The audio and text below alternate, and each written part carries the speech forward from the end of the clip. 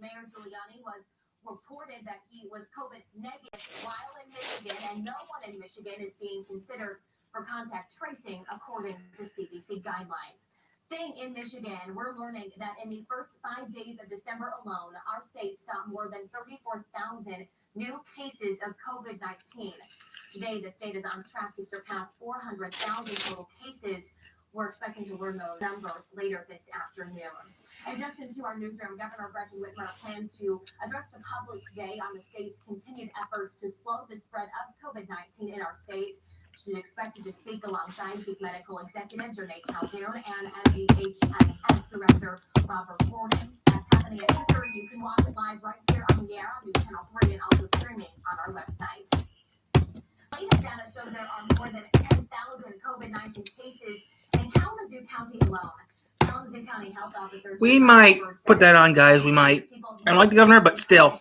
Let me put it on. He says it's a simple cause and effect scenario. When people don't follow public health recommendations, COVID-19 cases go up. Rutherford says the county will continue to work to get through to people who don't believe just how dangerous the virus can be.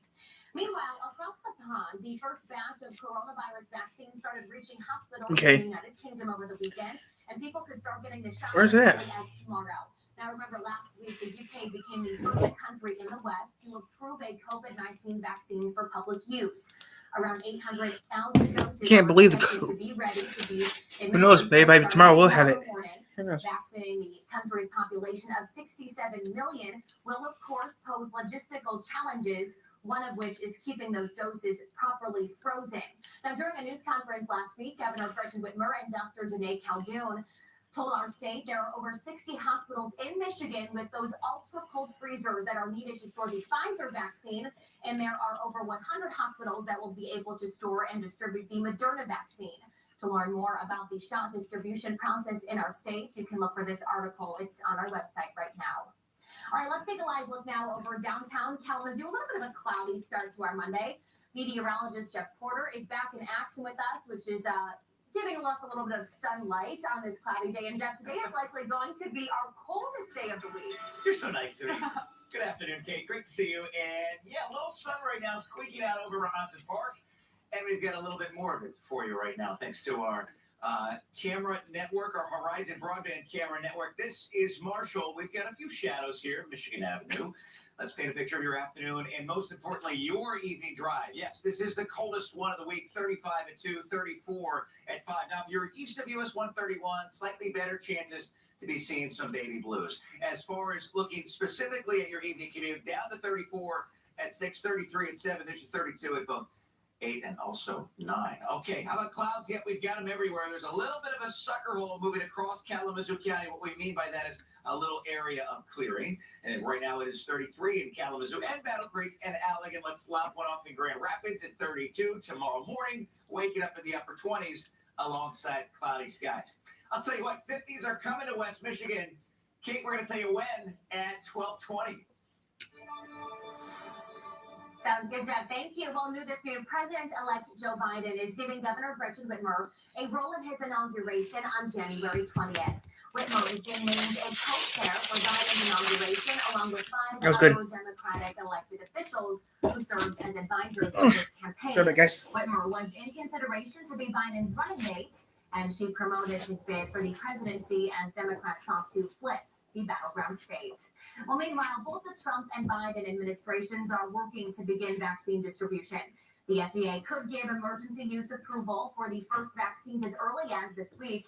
But as the incoming Biden team plans to deliver a majority of those doses, they say they need some more information from the Trump team. Bojo Yaman has more details from the White House. President-elect Joe Biden announced more nominations to help lead his health policies.